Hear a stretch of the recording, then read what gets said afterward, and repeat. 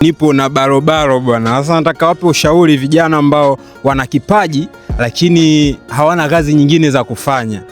Unawaambia nini vijana ambao wana kipaji cha kuimba vizuri lakini sasa hawana kazi nyingine ya kuwafanya waishi hapa town?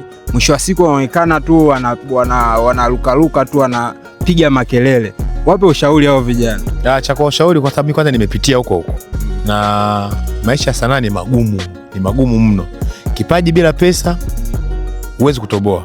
Lazima labda uwe na bahati tu, mtu akuone akusupport akumanage. Lakini sasa hivi muziki wa sasa hizi watu wanachukuliwa ukitrend. Yaani ukitrend, kama una pesa pia watu watakupa pesa kwa sababu umetrend, watakupatia pesa utaondoka.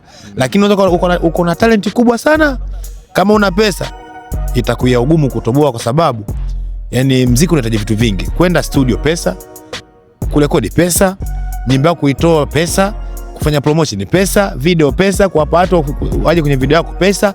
Kwa kama una pesa ni shida. So mimi mwenyewe mimi nimeendesha pikipiki, inamaanisha bodaboda. Yeah. Nimeuza mitumba. Nimemsaidia mama nitilie. Si unanielewa, kuuza chakula. Nimesajili line. Si unanielewa? Yeah. Nimesaidia fundi kujenga. Lakini hapo niko na talent ya kuimba, unanielewa?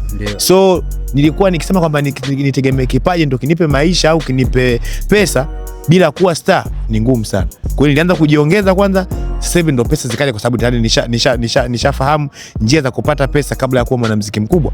Kwa sababu nilikuwa napata pesa kupitia zile kazi ambazo nilikuwa nafanya, bodaboda, kusajili line, siku za mitumba, nini hivyo. Kwa hiyo lazima wafanye kazi. Ukishafanya kazi utapata hela kwenda studio ya kushoot video, ya kununua mavazi, ya kupanga hivyo. Vitu vingine kupata management inakuja baada ya wewe kujiongeza.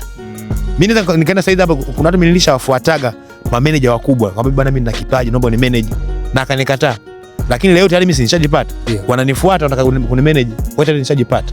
Okay. Tunaendelea. Kwa hiyo lazima wafanye kazi. Yaani hakuna usanii bila pesa na bila kufanya kazi. Yaani labda wewe upate mtu wa kusaidia. Labda una jamaa yako manager akumanage sawa, lakini kama ndio mwanangu na mimi wewe familia yetu maskini unataka tu kutoboa kupitia muziki, lazima upambane kwenye kazi zingine upate pesa ya kufanya ya kupambania muziki wako. Bwana, hilo ni neno